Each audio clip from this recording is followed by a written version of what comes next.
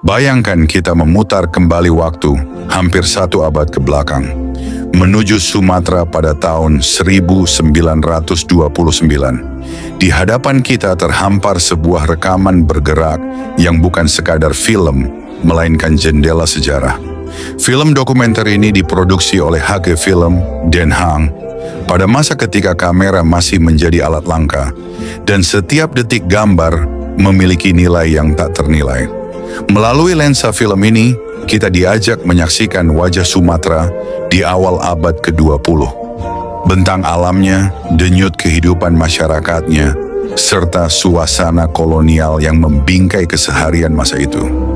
Gambar-gambar yang tersimpan rapi dalam koleksi iFilm Institute Amsterdam ini kini hadir kembali sebagai saksi visual, membiarkan masa lalu berbicara dengan caranya sendiri. Inilah sebuah perjalanan dokumenter yang membawa kita menembus ruang dan waktu, menyusuri Sumatera sebagaimana ia pernah terlihat pada tahun 1929, sebuah jejak sejarah yang terekam, hidup, dan kini dapat kita saksikan kembali. Sumatera, 1929. Perjalanan ini dimulai dari Medan, ketika fajar perlahan membuka tabir pegunungan di kejauhan. Dari ketinggian, Danau Toba menampakkan diri dengan kemegahan yang sunyi. Sebuah danau raksasa yang terletak sekitar 1000 meter di atas permukaan laut. Kabut pagi masih menggantung tipis, sementara cahaya matahari pertama menyapu permukaan air yang tenang. Di kejauhan tampak garis pantai tinggi semenanjung Samosir, menjulang hingga sekitar 500 meter dari permukaan danau. Tebing-tebing curam itu membentuk latar alam yang dramatis, seolah menjadi dinding raksasa yang menjaga Danau Toba sejak ribuan tahun silam.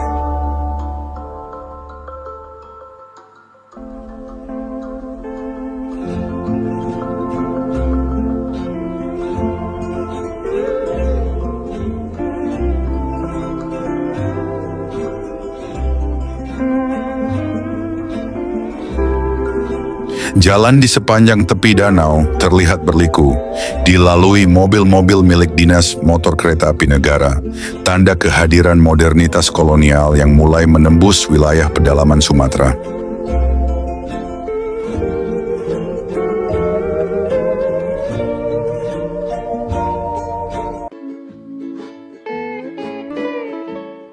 Di semenanjung Danau Toba berdiri Perapat, sebuah resor peristirahatan yang kala itu menjadi tempat pelarian dari panas pantai timur. Di sana terdapat sebuah gereja kecil milik misi Rain yang melayani masyarakat Batak Toba di sekitar Danau Toba.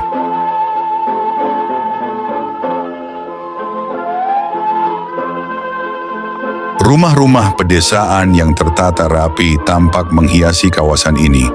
Hunian yang biasa ditempati para pemilik perkebunan Eropa saat menghabiskan liburan tahunan mereka.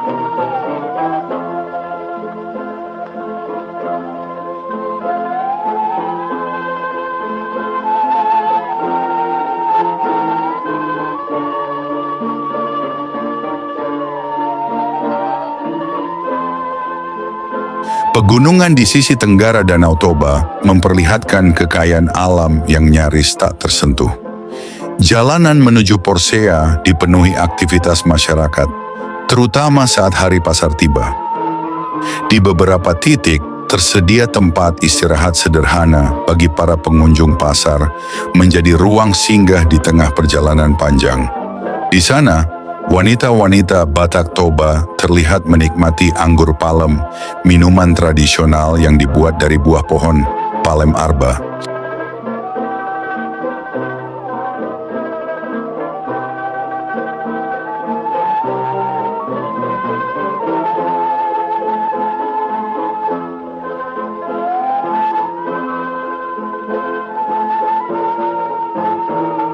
Kehidupan agraris masyarakat tercermin jelas dari lumbung padi yang indah. Tempat hasil panen disimpan di bagian atas bangunan, aman dari kelembapan dan gangguan hama. Dari Danau Toba, air mengalir menuju Sungai Asahan, satu-satunya saluran drainase alami danau ini.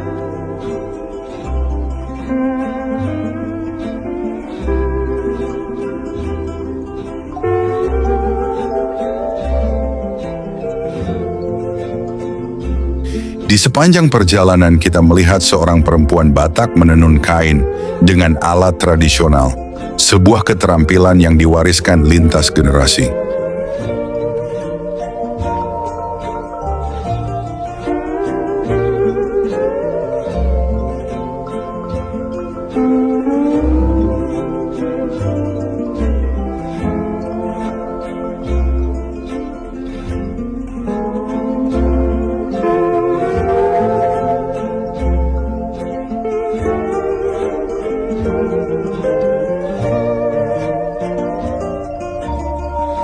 Tak jauh dari jalan, berdiri osuarium, tempat tulang belulang leluhur disimpan setelah digali kembali, sebuah praktik budaya yang mencerminkan hubungan mendalam antara orang Batak dan nenek moyangnya.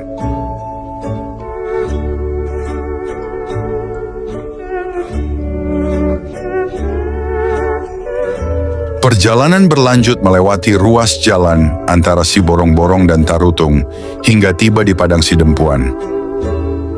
Di kota kecil ini berdiri sebuah pasanggerahan, penginapan yang dibangun dan dikelola pemerintah kolonial untuk para pelancong. Para tamu terlihat tiba, menandai peran penting pasanggerahan sebagai simpul perjalanan di pedalaman Sumatera.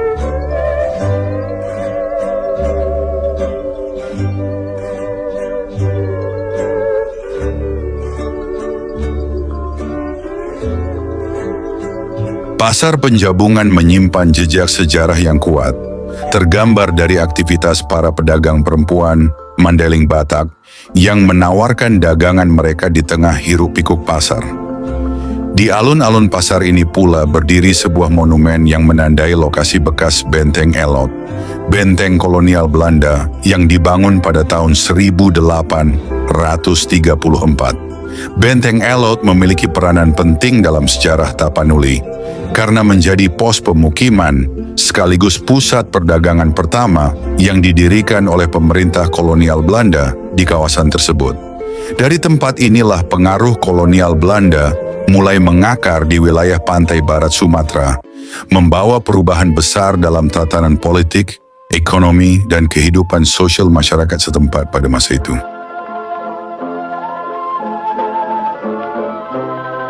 Dari ketinggian jalan raya terbentang pemandangan luas dataran Penjabungan.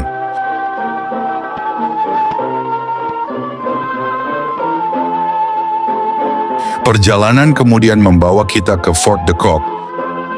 Fort de Kock yang kini dikenal sebagai Benteng Fort de Kock Bukit Tinggi merupakan salah satu peninggalan sejarah penting di Sumatera Barat. Benteng ini didirikan oleh pemerintah kolonial Belanda pada abad ke-19 sebagai bagian dari sistem pertahanan dan pengawasan wilayah pedalaman Minangkabau. Letaknya yang strategis di daerah berbukit menjadikan Fort de Kock bukan hanya simbol kekuasaan kolonial, tetapi juga saksi bisu dinamika kehidupan masyarakat Bukit Tinggi pada masa lalu. Dalam berbagai dokumentasi lama, terlihat pemandangan unik berupa delman atau bendi yang ditarik oleh kerbau, sebuah sarana transportasi tradisional yang lazim digunakan di sekitar benteng. Kehadiran kerbau sebagai penarik kendaraan mencerminkan hubungan erat antara manusia, hewan, dan lingkungan alam yang membentuk kehidupan sehari-hari masyarakat saat itu. Transportasi ini menyesuaikan diri dengan kontur bukit tinggi yang berbukit dan berkelok, sekaligus memperlihatkan cara hidup yang selaras dengan alam.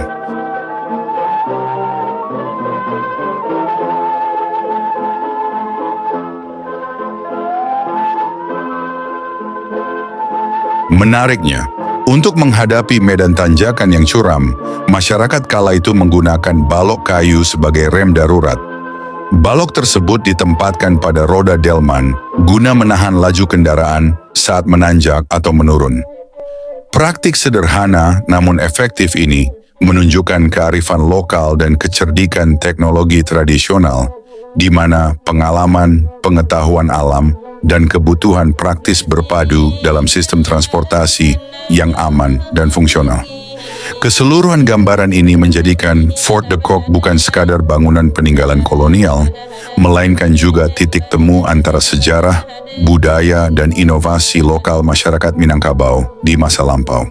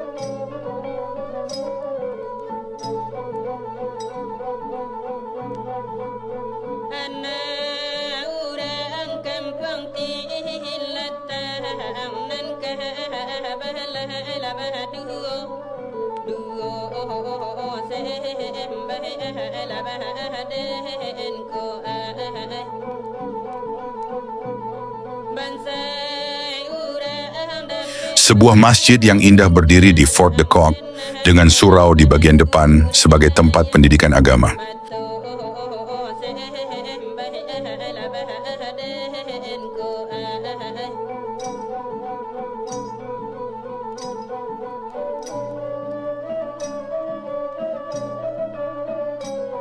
Sebelum salat, umat Muslim mencuci kaki dan anggota tubuh, ritual penyucian yang tak pernah ditinggalkan.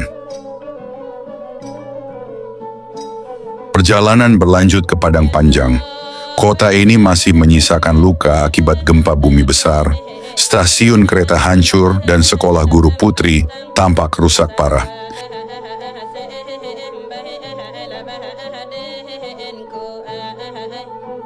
Dari sana, perjalanan menuju Padang memperlihatkan rumah-rumah Eropa kuno serta Monumen Jenderal Michiels, gubernur terkenal pada masa Perang Padri. Monumen Jenderal Michiels merupakan monumen bersejarah yang didirikan oleh pemerintah kolonial Hindia Belanda untuk mengenang Jenderal Andreas Victor Michiels, seorang tokoh militer Belanda yang dianggap berjasa dalam ekspansi dan penguatan kekuasaan kolonial di Nusantara pada abad ke-19. Untuk mengenang Michiels, pemerintah kolonial membangun dua monumen penting. Monumen pertama didirikan di Padang, Sumatera Barat, dan pada masanya dikenal sebagai monumen tertinggi di Pulau Sumatera.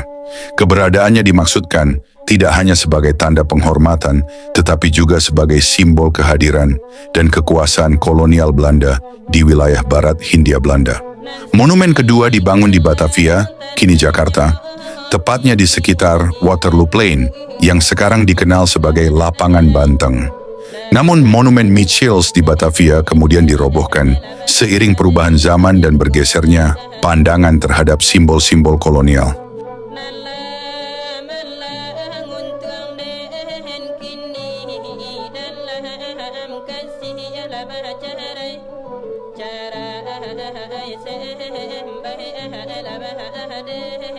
Panorama muara sungai di dekat Padang turut mewarnai perjalanan darat ini sebelum kamera mengarah ke Emmahaven saat matahari terbenam. Pelabuhan tua Padang tampak sunyi saat matahari terbit, dengan gunung monyet berdiri sebagai latar alami.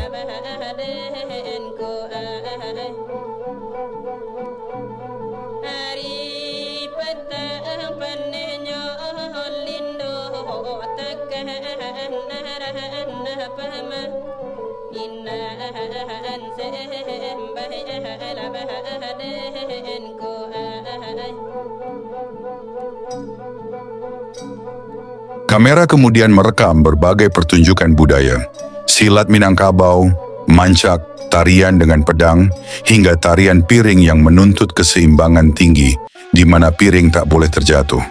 Sementara tari sewa menampilkan gerak dinamis dengan pisau.